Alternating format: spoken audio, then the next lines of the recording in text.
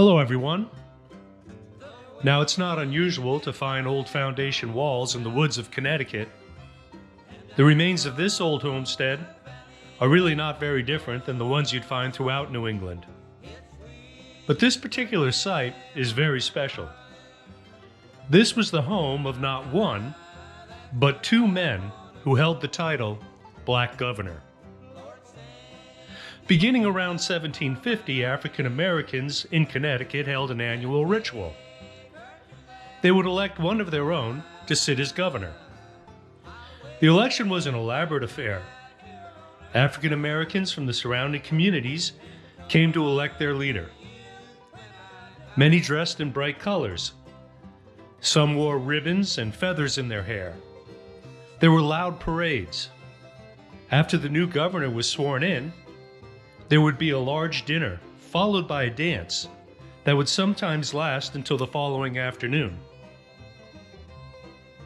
The first black governors were elected in Hartford, and it was a statewide office. That election was held right after the election for Connecticut's white governors.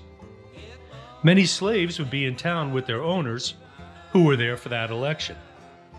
In fact, many of the black governors elected were the slaves of the elected white governors. Over time, the election of black governors spread out to the towns and cities.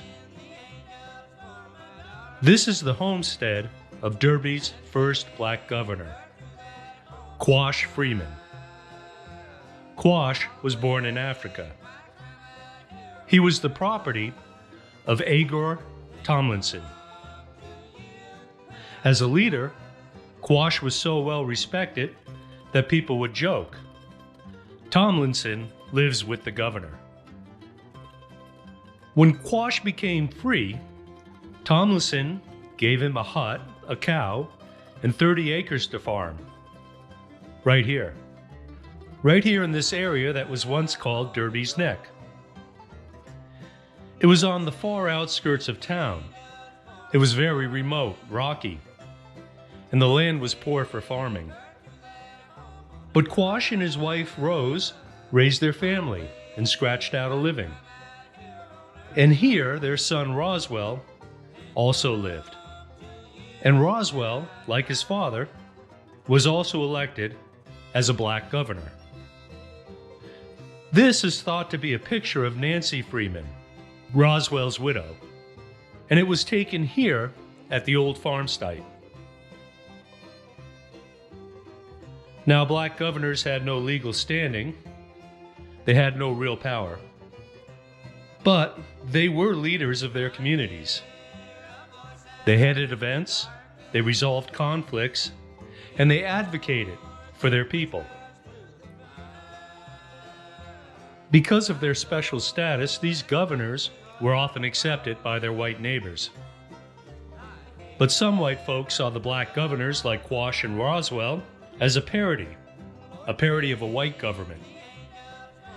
Whites would often dismiss the black governors, or worse, they'd heap ridicule upon them. But to Quash, Roswell, and their communities, the governorship was deadly serious. These men were respected, and they had real authority. In many ways, the role of the black governor was like that in the men's societies of their native West Africa. Quash and Roswell may have been taking part in a much older tradition. The election of black governors in Connecticut ended sometime in the 1850s. It's a piece of our history that has been largely forgotten. By some great stroke of luck, Quash and Roswell Freeman's homestead landed within the boundaries of a state park. The remnants of their lives weren't paved over or plowed under by modern developers. They're still here. And like the people who lived here, they're resilient. They should be remembered.